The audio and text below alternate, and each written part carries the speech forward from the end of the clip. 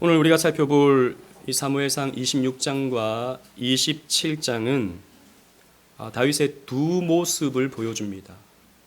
과연 다윗이 같은 사람이 맞나? 라고 하는 생각이 들 정도로 26장에서의 다윗과 27장의 다윗의 모습이 달라요.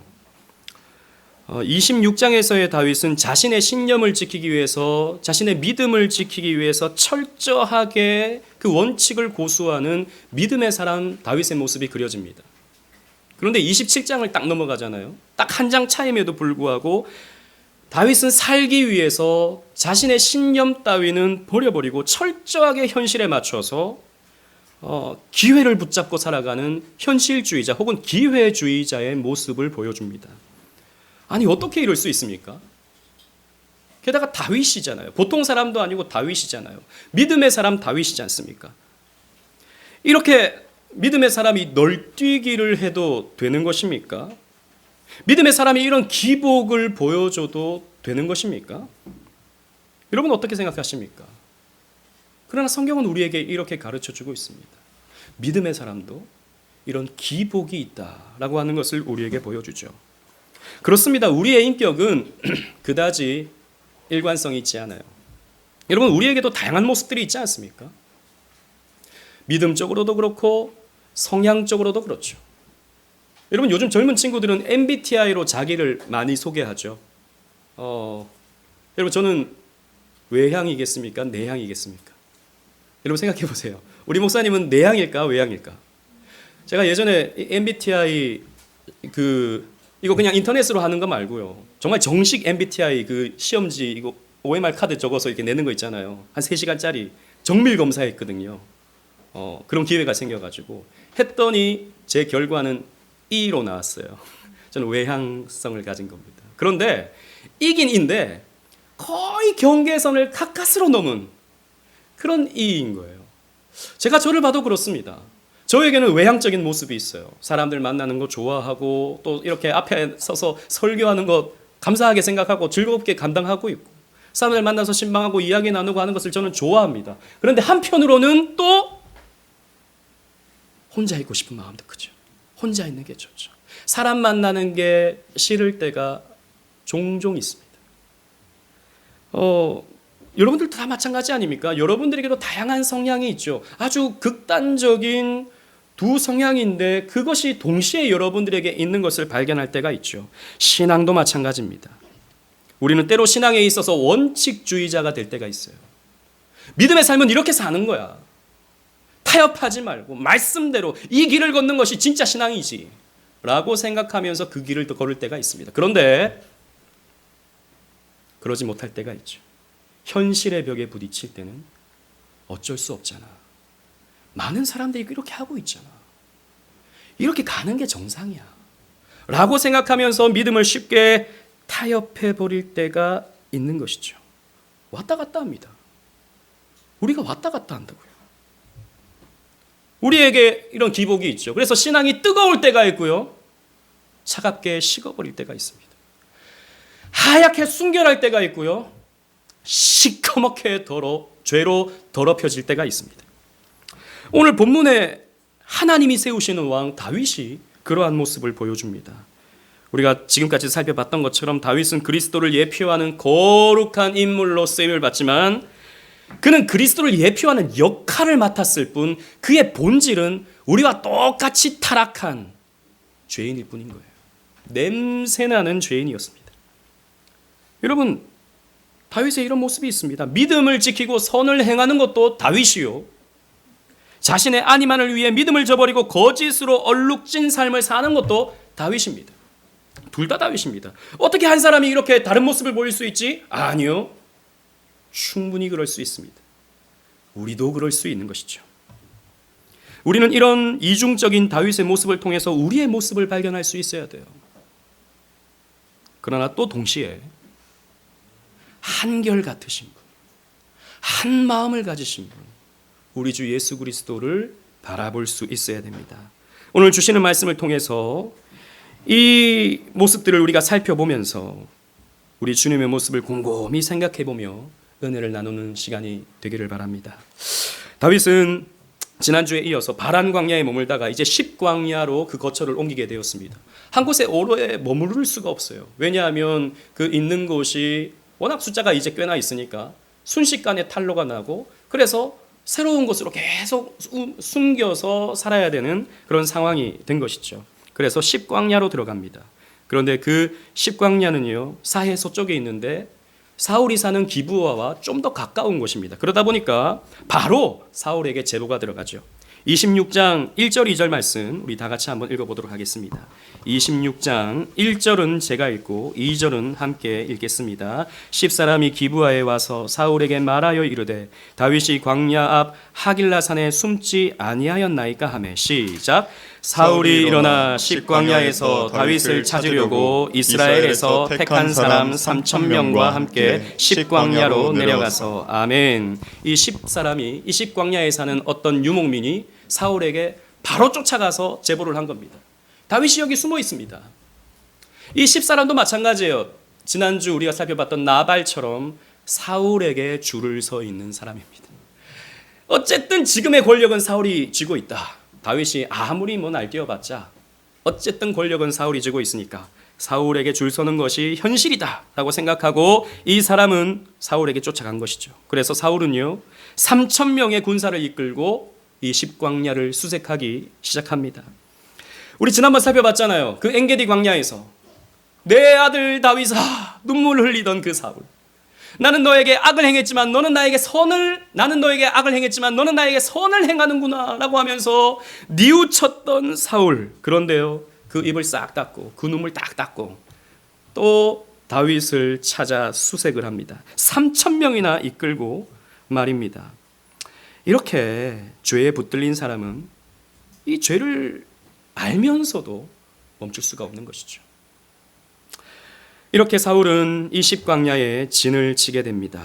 그러나 다윗은 이 사울이 이 십광야에 진을 치고 있다는 것을 단숨에 알아차리죠. 그래서 자신의 부하인 아비새와 함께 사울의 부대를 정탐하기 시작합니다. 이 아비새는 앞으로 계속 나오게 되는데 다윗의 조카예요. 그러니까 누나의 아들, 조카입니다. 그래서 충성스럽게 이 다윗을 보좌하려고 하는데 좀 기회주의자예요, 이 사람도. 아무튼 같이 가서 사울의 부대를 정탐합니다. 그런데 이 사울의 부대가 허술하기 짝이 없습니다. 사울은 자고 있고요. 사울을 호위해야 할 부하들도 함께 잠에 빠져 있습니다. 어떻게 부대가 이럴 수 있습니까? 경계를 실패하는 것은 전쟁에서 실패하는 거죠. 그런데 이 사울의 군대가 자는 것은요, 하나님께서 다윗을 보호하시는 거죠. 그래서 12절을 보면 여호와께서 이들을 잠들게 만들어 버리셨다라고 하는 표현이 나와요. 하나님이 아예 그냥 깊은 잠에 빠지도록 만들어 버리시는 거죠. 다윗을 보호하시기도 위함이지만 이 장면을 통해서 하나님은요 사울이 어떤 상태인지를 보여주는 겁니다. 어떤 상태입니까? 지난번 엔게디에서 사울이 어떤 상태인지 하나님이 어떻게 위트 있게 보여주셨습니까? 변을 보는 상태. 속된 말로 똥 싸고 있는 사울의 모습을 보여줬죠. 이번에는 깊은 잠에 빠진 그런 상태인 사울의 모습을 하나님께서 보여주십니다.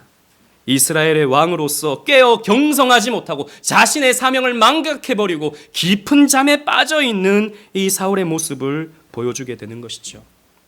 그런데 여러분, 이 후속사적으로 볼 때 이 잠이라고 하는 것은 또 여러 가지 의미로 해석이 되는데요. 아주 중요한 해석이 이것입니다. 바로 잠이라고 하는 것이 죽음과 연결되는 것이죠. 그래서 나사로가 죽었을 때 예수님께서 뭐라고 말씀하십니까? 내 친구 나사로가 잠들었도다. 야이로의 딸이 죽었을 때도 이 딸은 죽은 것이 아니라 잔다라고 말씀하시죠. 그리고 성도들, 죽은 성도들 향해서 잠자는 자들이라고 바울은 또 말하죠. 잠이라고 하는 것은 죽음과 연결이 되는 것입니다. 이 사울의 상태가 어떤 상태입니까? 죽은 상태예요. 영이 죽은 상태입니다. 그리고 곧 앞으로 사울은 죽게 될 상태다라고 하는 것을 이 그림을 통해서 성경은 우리에게 보여주고 있는 것입니다. 이 잠자고 있는 사울과 그 부하들을 보자 아비새가 이렇게 말해요. 여러분 8절 한번 보십시오. 다 같이 한번 읽겠습니다. 8절 시작. 아비새가 다윗에게 이르되 하나님이 오늘 당신의 원수를 당신의 손에 넘기셨나이다.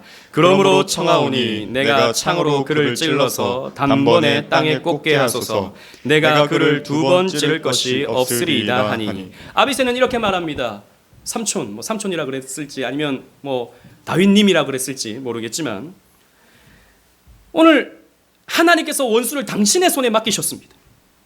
그러므로 내가 창을 들어서 이 사울을 찌르겠습니다. 2번 찌를 것도 없습니다. 한 번에 찌르면 이 사울은 이제 끝이 납니다. 허락하십시오. 라고 아비새는 말을 하게 됩니다. 여러분, 사실 인간적으로 생각하면 좀 죽여도 되잖아요. 한번 용서해 줬지 않습니까? 그렇게 멋있게 한번 살게 해줬잖아요. 그때 엉엉 울면서 내 아들아 그럼 후회하고 뉘우치고 그런 모습의 사울이었습니다. 그런데 또 이렇게 자기를 죽이려 덤벼든다고요? 이건 진짜 사람으로서 할 짓이 못 되죠. 그리고 사울의 나라는 적하고 다윗의 나라가 이렇게 흥왕하고 있는데 이것이 기회다 생각해서 죽일 수도 있는 것 아닙니까? 게다가 아비새가 다윗의 마음을 딱 알아채는 거죠. 이제 삼촌은 사울의 옷자락 자르는 것도 마음 아파하시니까 형님이 나서지 마시고 삼촌이 나서지 마시고 제가 대신해서 찌르겠습니다. 피 묻히지 마십시오. 제가 제 손에 피를 묻히겠습니다. 라고 하고 있는 이런 상황인 것입니다. 여러분 같으면 어떻게 하시겠습니까? 우리 어린이들에게 제가 물어봤어요. 우리 친구들은 어떻게 하겠어요? 사울을 죽인다 손 그러니까 반이 들어요. 사울을 용서할 수 없어요. 이건 인간으로서 해서는 안 되는 거죠. 반은 안 된대요. 죽이면 안 된대요. 네, 우리 얼마든지 그렇게 나뉠 수 있는 것이죠. 하지만 다윗은 어떻게 합니까? 저 같으면 죽이고 싶은 마음 반, 또 그래도 말씀에 순종하고 싶은 마음 반. 그래서 나는 모르겠다. 그럴 수 있잖아요. 죽이면 나는 죽이라는 의도는 아니었는데 야 너 죽이면 어떡하냐 이렇게 또 할 수도 있는 거지 않습니까? 그런데 다윗은 어떻게 하죠? 9절 10절 말씀입니다.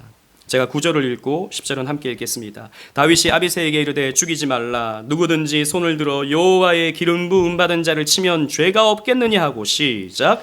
다윗이 또 이르되 여호와께서 살아계심을 두고 맹세하노니 여호와께서 그를 치시리니 혹은 죽을 날이 이르거나 또는 전장에서 망하리라. 아멘. 다윗은요 기름 부음 받은 자이기 때문에 내가 이 사울을 칠 수 없다라고 말합니다. 지난번에도 똑같은 말을 했죠. 하나님이 세우신 자를, 하나님이 기름 부어 세우신 자를 내 손으로 해할 수 없다라고 하는 그 마음은 지난번이나 이번이나 똑같은 것입니다. 원수를 용서하고 원수 갚는 것을 하나님께 맡기라고 한 그 말씀은 변함이 없죠. 그때나 지금이나 똑같은 말씀입니다. 이런 말씀은 변하지 않아요. 상황은 조금 달라질 수 있지만 말씀은 변하지 않죠. 그래서 다윗은요 하나님께 심판을 다시 한번 맡깁니다. 그래서 사울이 죽을 날이 이르거나 또는 전장에 나가서 망하게 될 것이다 라고 하나님께 맡겨버리죠. 이 말은 예언이 되었습니다. 실제로 사울은 블레셋과의 전쟁에 나가서 곧 죽음을 맞이하게 되죠. 여러분 다윗이 어떻게 이렇게 신앙의 원칙을 지킬 수 있었을까요? 이렇게 된 배경에는 다윗의 기도가 있습니다. 여러분 시편 54편을 한번 찾아볼까요? 여러분 성경책을 펴서 시편 54편을 한번 찾아보십시오. 지금의 본문을 끼워 놓으시고 시편 54편 우리 함께 살펴보겠습니다. 다윗이 이 상황에서 어떻게 하나님께 기도했는지 우리는 찾아볼 수 있어요. 시편 54편 서문에 보면 10사람이 사울에게 이르러 말하기를 다윗이 우리가 있는 곳에 숨지 아니하였나이까 하던 때라고 되어 있습니다. 오늘 본문이 배경인 것이죠. 이때 다윗은 어떻게 기도합니까? 우리 한 절 한 절 교독하겠습니다. 하나님이여 주의 이름으로 나를 구원하시고 주의 힘으로 나를 변호하소서. 하나님이여 내 기도를 들으시며 내 입의 말을 귀를 기울이소서. 낯선 자들이 일어나 나를 치고 포악한 자들이 나의 생명을 수색하며 하나님을 자기 앞에 두지 아니하였음이니이다. 하나님은 나를 돕는 이시며 주께서는 내 웃들어 주시는 이시니이다. 주께서는 다 같이 주께서는 내 원수에게 악으로 갚으시리니 주의 성실하심으로 그들을 멸하소서. 아멘. 그 이후에도 쭉 말씀이 이어지는데요. 다윗은 이렇게 기도했습니다. 하나님은 나를 지키시고 나를 보호해 주실 것이다. 그리고 저 악한 사울은 하나님께서 벌하실 것이다 라고 하는 믿음의 마음으로 하나님께 기도하고 이런 응답을 다윗은 받았던 것이죠. 그래서 다윗은 사울을 직접 심판하지 않고 다시 한번 하나님께 맡기게 됩니다. 그래서 사울의 창과 사울의 물병만을 가지고 맞은편 산으로 올라가게 되죠. 그래서 사울의 진영을 향해서 외칩니다. 아브넬을 책망해요. 아브넬아, 너는 너의 왕을 그렇게 어떻게 그냥 둘 수 있느냐? 너는 직무유기를 하였다라고 하는 책망을 하게 되죠. 그러면서 자신이 사울의 창과 사울의 물병을 챙겨갔음을 보여줍니다. 내가 사울을 죽일 수 있었지만 다시 한번 나는 보여줍니다. 나는 사울을 죽일 마음이 전혀 없습니다. 라고 말이죠. 그러자 사울은요, 다시 다윗의 목소리를 듣고 이렇게 반응합니다. 17절 말씀 우리 보시겠습니다. 제가 읽겠습니다. 사울이 다윗의 음성을 알아듣고 이르되 내 아들 다윗아, 이것이 내 음성이냐 하는지라. 다윗이 이르되 내 주 왕이여 내 음성이니이다 라고 말합니다. 그리고 이제 자초지종을 쭉 얘기하죠. 나는 정말 왕을 죽일 마음이 없습니다. 그러니까 21절에 사울은 또 이렇게 대답을 합니다. 사울이 이르되 내가 범죄하였도다. 내 아들 다윗아 돌아오라. 내가 오늘 내 생명을 귀하게 여겼은즉 내가 다시는 너를 해하려 하지 아니하리라. 내가 어리석은 일을 하였으니 대단히 잘못되었도다 하는지라. 다시 한번 다윗은 악을 선으로 이겼습니다. 그래서 다윗은요, 사울 앞에서 승리할 수 있었던 것이죠. 사울은 무릎을 꿇고 항복을 한 것입니다. 다윗은 신앙의 원칙대로 말씀으로 싸웠고 믿음으로 승리했습니다. 그런데 여러분, 이렇게 멋지게 승리한 다윗이 27장으로 딱 넘어가면 그 태도가 달라집니다. 1절 말씀, 27장 1절 말씀 우리 다 같이 한번 읽어보겠습니다. 시작. 다윗이 그 마음에 생각하기를 내가 후일에는 사울의 손에 붙잡히리니 블레셋 사람의 땅으로 피하여 들어가는 것이 좋으리로다. 사울이 이스라엘 온 영토 내에서 다시 나를 찾다가 단념하리니 내가 그의 손에서 벗어나리라 하고. 아멘. 여러분, 갑자기 다윗이 내가 이렇게 살다가는 언젠가는 사울에게 붙잡혀서 죽임을 당하게 될 것이다 라고 생각을 합니다. 아마도 이렇게 후회하면서 돌아갔던 사울이 다시 정탐꾼들을 보내서 다윗이 어디 있는지 수색을 했던 것 같아요. 그러니까 또 다윗이 불안해진 것이죠. 또 4절 말씀 보면 다윗이 블레셋으로 망명을 하지 않습니까? 망명을 하니까 수색하는 것을 그쳤다라고 하고 있는 이 표현이 있는 것을 보았을 때 이 사울은 계속해서 다윗을 죽이려고 여러 공모를 한 것입니다. 여러분, 이런 경우에 다윗이 얼마나 낙심이 되었겠습니까? 여러분 생각해 보십시오. 하나님 말씀대로 했습니다. 원수 갚는 것을 하지 말고 하나님께 맡겨라. 원수를 용서해라 라는 말씀 붙들고 2번이나 용서해 줬어요. 그리고 사울은 2번이나 자신을 후회했고 2번이나 다시는 이러지 않겠다고 말했습니다. 그런데 또 사울은 펄펄 살아서 다윗을 죽이려고 하는 것입니다. 여러분, 이런 상황에서 낙심이 우리에게 찾아오죠. 여러분, 낙심이라는 것은요, 우리가 믿음이 없을 때 찾아오는 게 아니라 우리가 믿음을 가졌다고 생각이 들 때도 찾아옵니다. 열심히 할 때, 부지런히 할 때, 충성하고 헌신하고 봉사할 때, 그럴 때 우리에게 낙심의 시험이 찾아오죠. 왜요? 내가 열심히 했는데, 내가 부지런히 했는데, 내가 얼마나 기도했는데, 내가 얼마나 헌신했는데. 여러분, 우리는요, 알게 모르게 인본주의적인 성향이 우리 안에 깊이 뿌리 박혀 있어서 내가 한 것에 대한 결과물이 반드시 나에게 주어질 거라고 생각합니다. 내가 열심히 하잖아요. 그러면 하나님께서 당연히 갚으시리라고 기대하는 것이죠. 그런데 그 기대가 어떻게 되죠? 깡그리 무너진 거예요.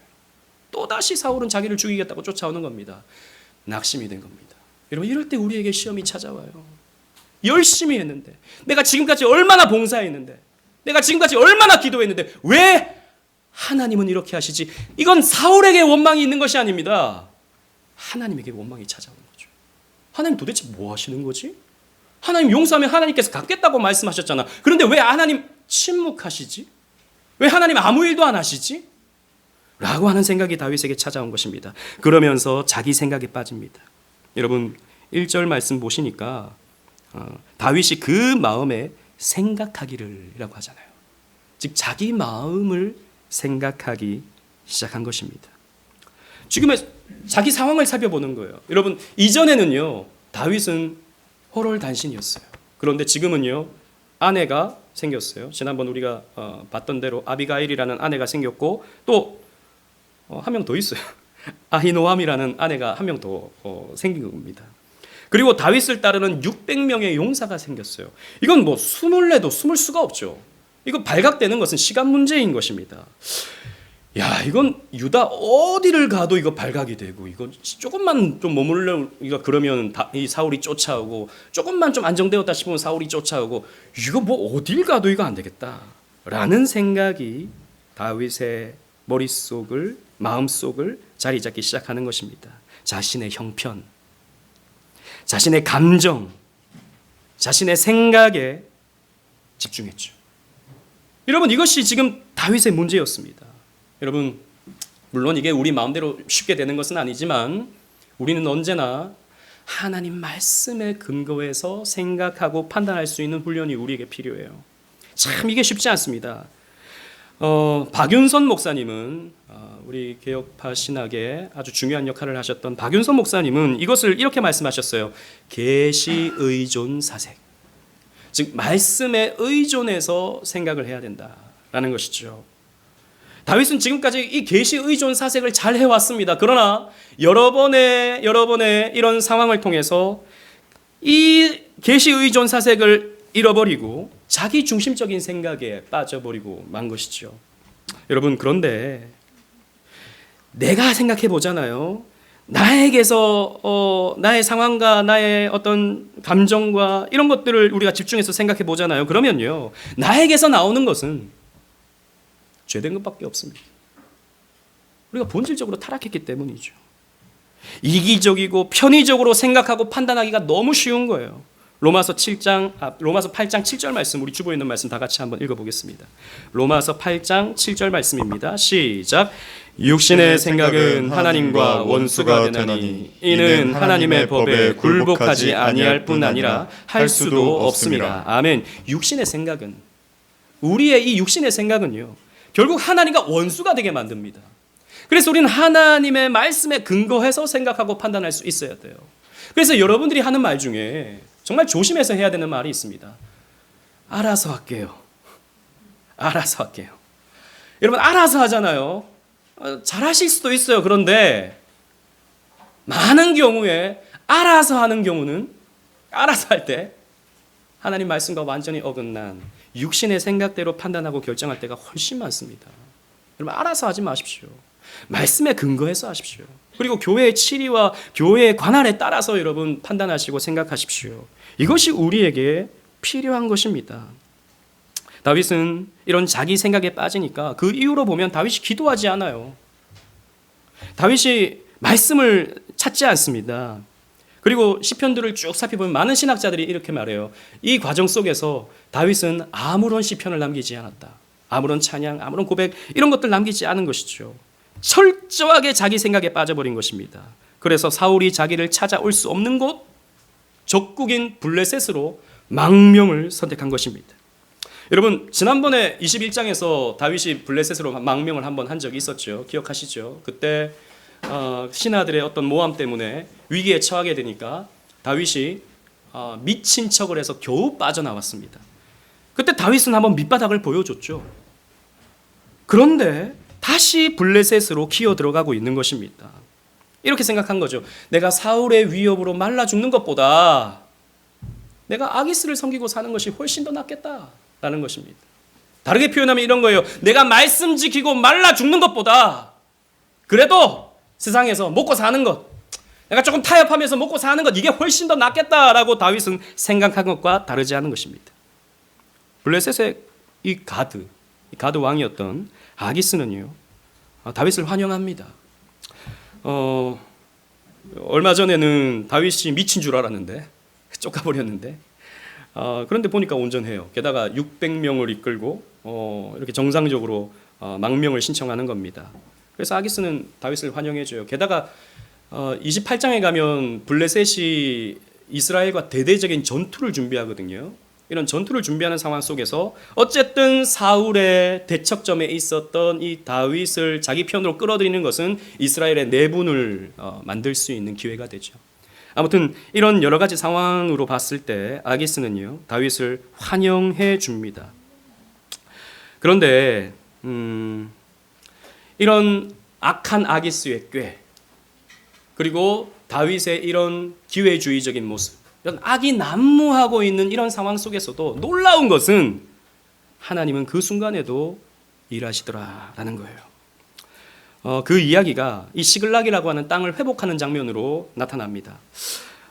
다윗은 어쨌든 600명과 함께 살아야 되니까 블레셋의 한 땅을 아기스에게 하사받기를 원해요.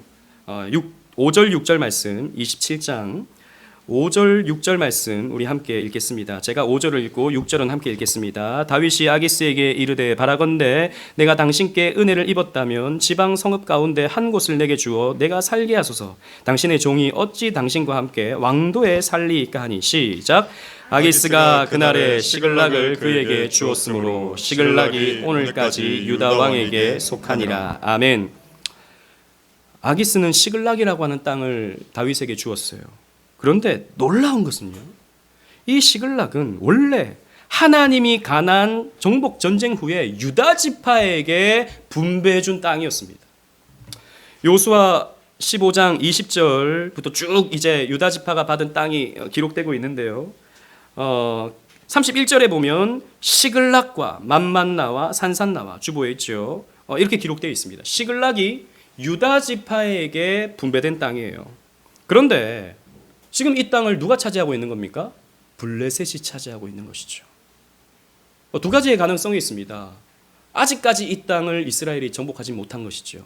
블레셋이 강성하니까 쉽게 이 땅을 정복해내지 못한 겁니다. 실제로 보면 솔로몬 시대에 가서야 이 이스라엘 온 땅을 이스라엘이 차지하게 돼요. 이방인들을 다 몰아내고. 아직까지 정복을 다 못했을 수 있습니다. 아니면 이때 땅을 정복했지만 사사시대와 그리고 또 사무엘 통치시대 때 점점 블레셋이 침공해 들어오니까 그 땅을 빼앗겨 버렸을 수도 있죠. 어쨌든 이 땅을 블레셋에게 빼앗긴 상태에서 하나님의 약속의 땅을 놓쳐버리고 있는 상황이었습니다. 그런데 하나님은요, 이 땅을 기억하시는 거죠. 그래서 오묘한 섭리로 아기스, 이 악한 아기스를 들어서, 세상 통치자인 아기스를 들어서 이 땅을 다윗에게, 유다 지파인 이 다윗에게 이 땅을 살게 하는 겁니다. 약속의 땅을요. 여러분 신기하지 않습니까? 여기서 무슨 다윗이 기도를 했습니까? 무슨 봉사를 했습니까? 무슨 헌신을 했습니까? 하나님께 무슨 서원을 했습니까? 아무것도 안 했습니다. 다윗이 무슨 이쁜 짓을 했습니까? 아니요. 오히려 못난 짓만 하고 있습니다. 그런데요, 하나님은 당신의 신실하심을 이루어 가시는 거예요. 하나님이 주겠다라고 한 약속의 땅이기 때문에 다윗이 신실하든 신실하지 못하든 그 땅을 다윗에게 주시는 겁니다. 하나님은 변함이 없으신 하나님이시기 때문이죠. 여러분, 이것이 우리의 소망입니다. 우리는 왔다 갔다 하잖아요. 여러분, 우리가 얼마나 변덕스럽습니까?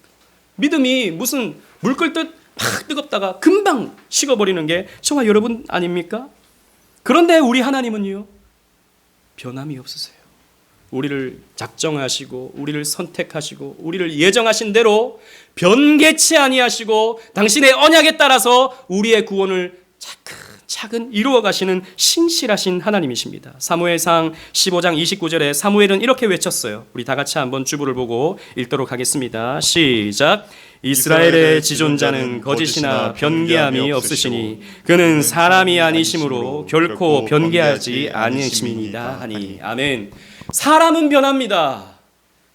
하지만 하나님은 변함이 없으세요. 그래서 우리가 열심히 하다가 때로는 낙심이 되어서 무너지고 넘어지고 못난 짓을 보인다 하더라도 하나님이 야, 너 그거밖에 안 되냐? 너 10년 예수를 믿고도 그 정도밖에 안 돼? 너는 구원에서 취소다. 이렇게 하지 않는다라는 것이죠. 우리를 끝까지 지키시고 끝까지 약속의 땅으로 인도해 주시는 분이 바로 우리 신실하신 하나님이시다라는 것입니다.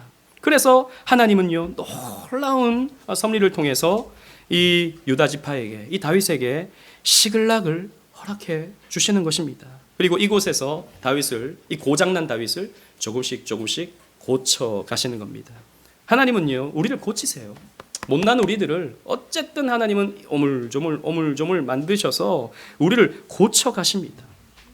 다윗은 이렇게 연약한 모습으로 전락해 버렸지만 하나님은 변하지 않으시고 늘 신실하신 대로 이 모양 저 모양으로 다윗을 조금씩 회복해 가시는 거예요. 그 장면이 다음에 이어지게 되는데요. 하나님이 어떻게 다윗을 고쳐 가시는가? 다윗은 자신이 꾀를 내어서 이렇게 시작한 이 일 때문에 더 많은 어려움을 당하게 됩니다. 첫 단추를 잘못 꿰니까 그 다음부터 계속 악수를 두게 되는 것이죠. 블레셋의 터를 잡은 다윗이 할 수 있는 것이 무엇입니까? 약탈을 하는 겁니다. 블레셋 사람들은 이스라엘을 약탈해서 먹고 살잖아요. 그러니까 다윗도 점점 블레셋화 되어 갑니다. 8절 말씀 우리 다 같이 한번 읽어보도록 하겠습니다. 8절입니다. 시작. 다윗과 그의 사람들이 올라가서 구술 사람과 기르스 사람과 아말렉 사람을 침노하였으니 그들은 옛적부터 술과 애굽 땅으로 지나가는 지방의 주민이라. 아멘. 다윗이 이 이방 사람들, 구술 사람, 기르스 사람, 아말렉 사람을 침노했습니다. 공격해서 약탈을 한 것이죠. 그래서 거기에 나오는 모든 의복이라든지 어떤 먹을 것들 이런 것들을 다 챙겨 오게 되는 것입니다. 점점 블레셋을 닮아가는 거예요, 다윗이. 그런데 이스라엘은 못 치죠. 그래도 자기가 이스라엘인으로서 유다 지파로서 또 기름 부음 받은 자로서 어떻게 이스라엘을 치겠습니까? 이스라엘 못 치죠. 게다가 또 아말렉은 이스라엘과 적대적이지 않습니까? 이스라엘이 출애굽할 때 그때 공격했던 아말렉이었잖아요. 그래서 원수지간입니다. 아말렉과는. 그래서 원수를 침공해서 그들을 약탈해요. 그런데 문제는 뭐냐면 이 약탈이 여호와의 전쟁은 아니잖아요. 그런데 이 이방인 이 사람들을 다 죽여버립니다. 다 학살해버려요, 다윗이. 여기서도 다윗이 얼마나 블레셋화 되었는지를 보여주는 것이죠. 게다가 아기스에게 잘 보이기 위해서, 가드왕 아기스에게 잘 보이기 위해서 그 약탈한 것 중 일부를 조공으로 바칩니다. 땅을 하사해 줬으니까 뭐 이 정도는 줄 수 있겠다라고 생각했을지 모르지만 지금 다윗의 형국은 이 불신의 나라, 이 블레셋의 왕을 섬기고 있는 그런 형국이 된 겁니다. 세상을 섬기고 있는 그런 모습이 되는 것이죠. 이렇게 다윗이 기회주의적인 모습을 보여주고 있는 겁니다. 제가 이렇게 조공을 드리니 앞으로 저를 좀 잘 봐주십시오 라는 거죠. 그러니까 아기스가 물어요. 어디서 약탈한 거지? 라고 물어봅니다. 10절 말씀 보십시오. 아기스가 이르되 너희가 오늘은 누구를 침노하였느냐 하니 다윗이 이르되 유다 네겝과 여라무엘 사람의 네겝과 겐 사람의 네겝이니이다 하였더라 라고 했습니다. 이 네겝이라는 말은 광야, 사막 이것을 말해주고 있어요. 즉 유다 사막에 있는 이스라엘 사람들을 내가 공격해서 그들의 것을 빼앗았습니다 라고 말합니다. 거짓말이죠. 다윗이 거짓말합니다. 왜 거짓말하죠? 이 아기스에게 신뢰를 주기 위함이죠. 저는 이제 더 이상 이스라엘 사람은 아닙니다. 전 블레셋 사람입니다. 그래서 저는 이스라엘도 공격했습니다. 그러니까 저를 신뢰해 주십시오. 이 아기스도 생각하지 않겠습니까? 다윗이 이거 무슨 꿍꿍 이뤄왔지? 혹시 여기서 반란 일으키려고 하는 건 아닌가?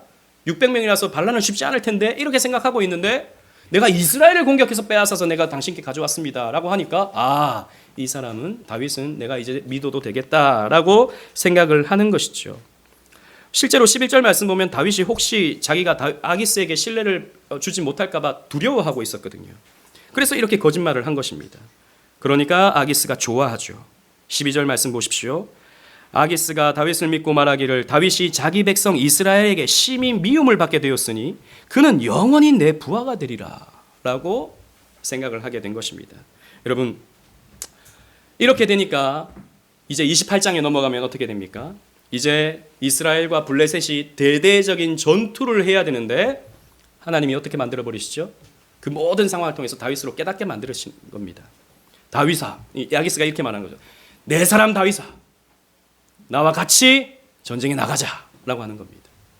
다윗이 이러지도 저러지도 못하는 상황에 빠져버리고 만 것이죠. 이스라엘과 전쟁을 하려고 하니 내가 그래도 기름 부음 받은 자인데 내가 어찌 이스라엘을 공격할 수 있을까? 그렇다고 전쟁에 참여하지 않으려고 하니 아기스에게는 또 배신이 되니까 거기서 살지 못하게 되니까 이러지도 저러지도 못하는 그런 상황에 빠져버리게 되는 거죠. 여러분 기억하셔야 됩니다. 우리가 헛된 도움을 받게 된다면, 헛된 도움을 구하게 된다면 반드시 그 대상으로부터 배신을 당하게 돼요. 먹고 살기 위해서 우리가 블레셋으로 가면 그 블레셋으로부터 우리는 배신을 당하게 됩니다. 먹고 살기 위해서 우리가 돈을 쫓으면 그 돈이 결국에는 배신해서 나를 찌르게 된다라는 것이죠. 다윗이 이렇게 돼버린 겁니다.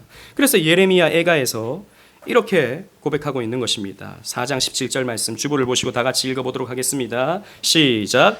우리가 헛되이 도움을 바람으로 우리의 눈이 상하며 우리를 구원하지 못할 나라를 바라보고 바라보았도다. 아멘. 남유다가 하나님을 의지하지 못하고 자기를 도와줄 애굽을 의지했습니다. 자기를 도와줄 바벨론을 의지했습니다. 우리가 바벨론에게 조공을 잘 바치면 바벨론이 우리에게 잘해주겠지라고 생각했는데 웬걸요? 그 바벨론이 유다를 집어 삼켜버립니다. 세상의 원리는 언제나 이렇습니다. 먹고 살기 위해 여러분들이 하나님을 버리잖아요. 먹고 살기 위해 여러분들이 블레셋으로 가잖아요. 그럼 반드시 그 블레셋이 여러분들을 망하게 만듭니다. 똑똑히 기억하셔야 돼요. 그래서 이제 다윗은 조금씩 고쳐지기 시작합니다. 그 이야기는 다음에 살펴보겠고요. 말씀을 맺겠습니다. 여러분, 어떻게 한 장에 걸쳐서 다윗이 이렇게 이중적인 모습을 보입니까?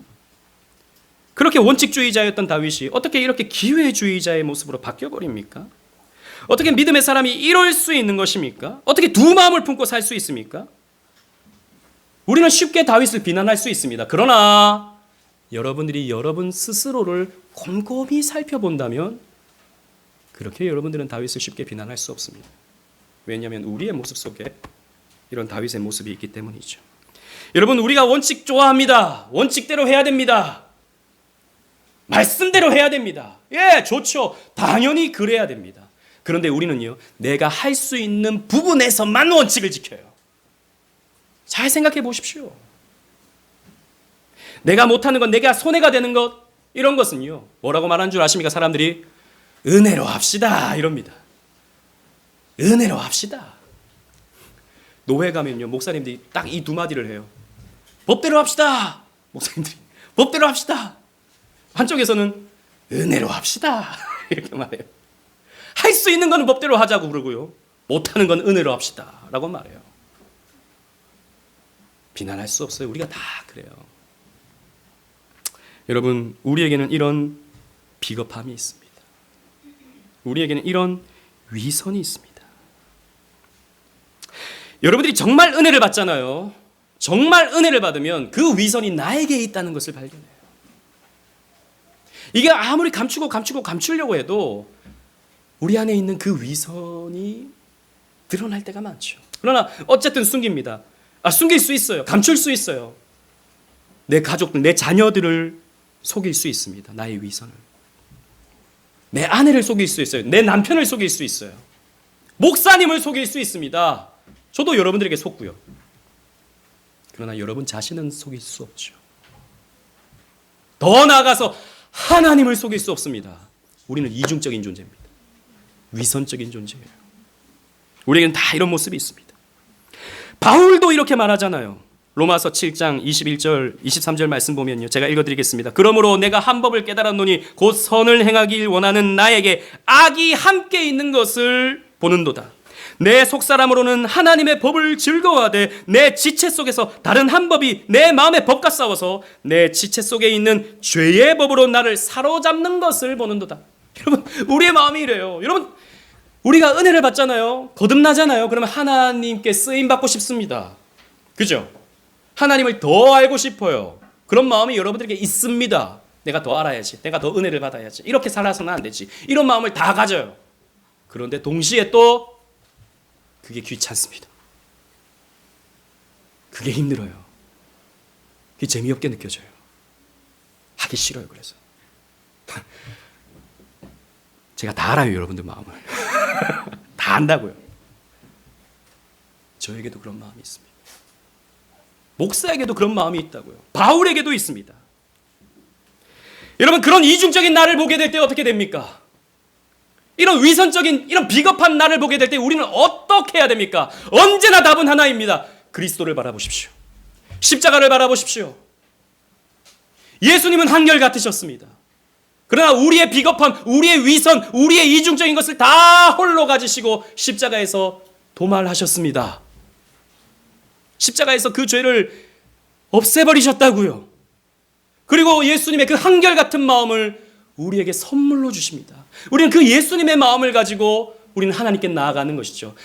하나님은 우리 안에 있는 그 예수님의 한결같은 마음을 보시고, 그 예수님의 마음을 보시고 우리를 자녀 삼아주시고 천국 백성 삼아주시는 것입니다. 그래서 우리는 거친 세상에서 실패합니다. 조금 이따 찬송하겠지만 거친 세상에서 우리는 비겁해지고요, 우리는 위선을 떨고요, 우리는 나를 속입니다.